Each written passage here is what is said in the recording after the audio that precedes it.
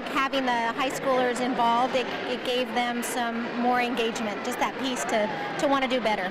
They set up experiments with materials, what they're going to use, how they're going to do it, what they're going to collect for data, those types of things.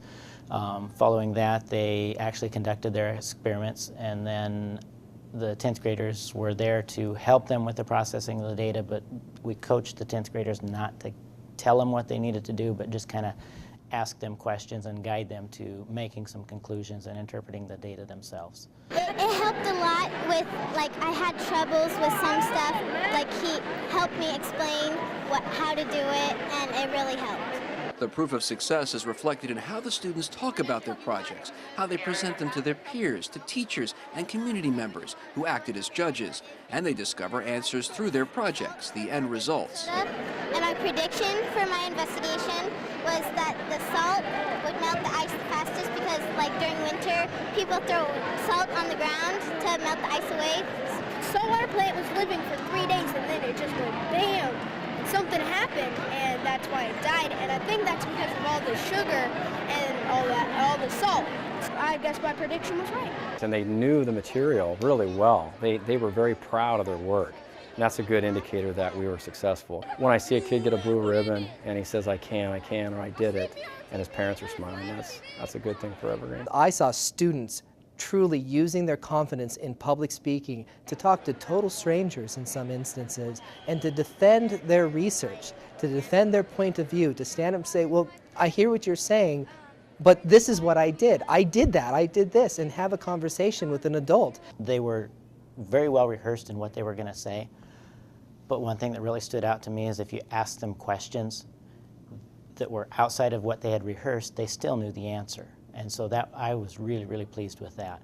It's a new experience for students, something beyond the classroom and book learning, putting scientific inquiry into practical use. It seems a lot easier to do science, like know all the steps on how to prepare the investigation. You get to experiment with something that that most people don't really get to do most of the time. So I think it was a good opportunity for us to do this. I have never seen the kids so excited about science. I was so amazed by how good they felt about their projects, how excited they were to see their buddies. As fun as it is, it still gets back to improving the academic performance of 5th and 10th graders to pass the tests required by the state to measure math and science skills. The whole purpose of this is to increase our WASL scores. And we do science WASL practice.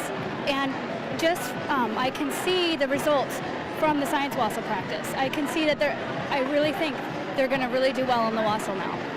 It's great so you know what you're heading toward for in middle school and high school, and to have bigger experiments in this, so it's just getting you a head start.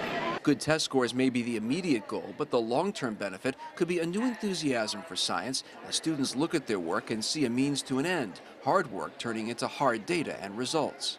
Yeah, this was interesting for me. I wanted to see if plants would grow fast with sunlight, and I only had to water them and leave them in the dark, and they grew. We wanted kids to be authentic in their learning. We wanted to give them choice. I wanted to let them explore, learn through inquiry, and not pull out a book and say we're doing this. And so kids, they gravitate towards it because they're excited, they're interested, they have passion. You can't look for a better learning experience. These kids were really making it themselves. They were really engaged.